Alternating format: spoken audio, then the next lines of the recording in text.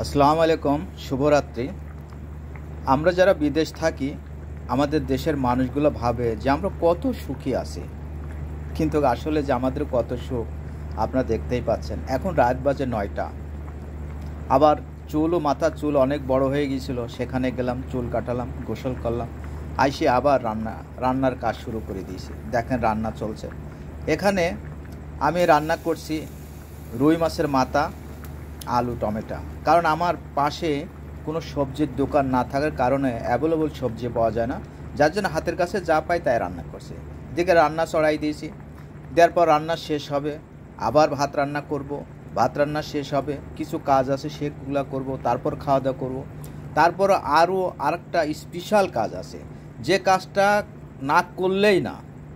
সেই কাজ যদি একদিন একটু না করি তাহলে আমার ঘরে সব লাল বাতি জ্বলে যাবে। সেটা হচ্ছে ফেসবুক পেজ। কি করব, ওখানে সময় দিতেই হবে। আবার যদি আমার যারা প্রিয় মানুষ, তাদের ভিডিও সামনে আসলে তাদের ভিডিওই যদি কমেন্ট না করি, তারাও মন খারাপ করে। আবার আমার ভিডিও তাদের কাছে গেলে তারা কমেন্ট না করলে আমারও মন খারাপ হয়। তাই আবার তারা আমার ভিডিওতে যারা কমেন্ট করছে তাদের কমেন্টগুলার একটু রিপ্লাই দিতে হবে এবং তাদের ভিডিওগুলো দেখতে হবে, দেখে একটু কমেন্ট করতে হবে। এই কাজ করতে করতে কখন যেন রাত 12টা বেজে যায়, টেরই পাইনি। আবার 12টা, 12:30টায় ঘুমাতে হবে, আবার সকালে উঠতে হবে, এই আমার ডিউটি।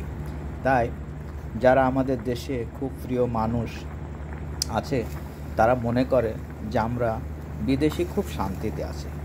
তবে শান্তি যাই হোক, কারণ বাংলাদেশের যে দুরবস্থা, অর্থনৈতিক সংকট, কারণ আমরা যে মধ্যবিত্ত ফ্যামিলির মানুষ, আমাদের খুবই সমস্যা। আমরা না পারি মানুষের জমিতে জোন দিতে, না পারি রিক্সা ভ্যান চালাতে, আমাদের জন্য খুব কষ্ট। না পারি তেমন মানসম্মত চাকরি করে টাকা ইনকাম করতে, তাই আমাদের বাধ্য হয়ে বাইরে যেতে হয়।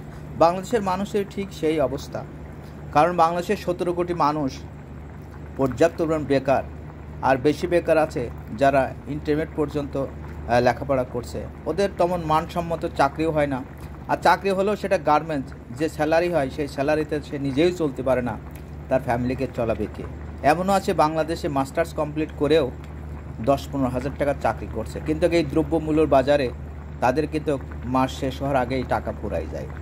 তাই বাংলাদেশের মানুষ চায় বাইরে যেতে, বিদেশ যেহেতু বিদেশ আসলে অবশ্যই বাংলাদেশের মতো এত কম স্যালারি হয় না, ভালো স্যালারি পায় এবং সেটা দিয়ে তার সংসার খুব সুন্দর পালে চালাতে পারে, তার ফ্যামিলিও সুন্দর পালে চলতে পারে এবং ভবিষ্যতের জন্য সে কিছু সঞ্চয় করতে পারে, যে সঞ্চয়ের মাধ্যম দিয়ে বিদেশ শেষ করে সে দেশে যাবে, সেটা ব্যবসা বাণিজ্য করবে, সেই চিন্তাভাবনা করেও সঞ্চয় করে।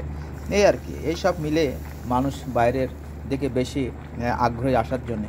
কিন্তু আমাদের দেশের যে অফিস আদালতের যে পরিস্থিতি, বাইরে যে আসবে সেই সমস্যা সেটাও হয় না, কারণ পর্যাপ্ত পরিমাণে টাকা ধরা খেয়ে বসে আছে। দেখা গেছে এক এজেন্সির কাছে টাকা দিচ্ছে, টাকা নিষে দাও, এই সমস্যা।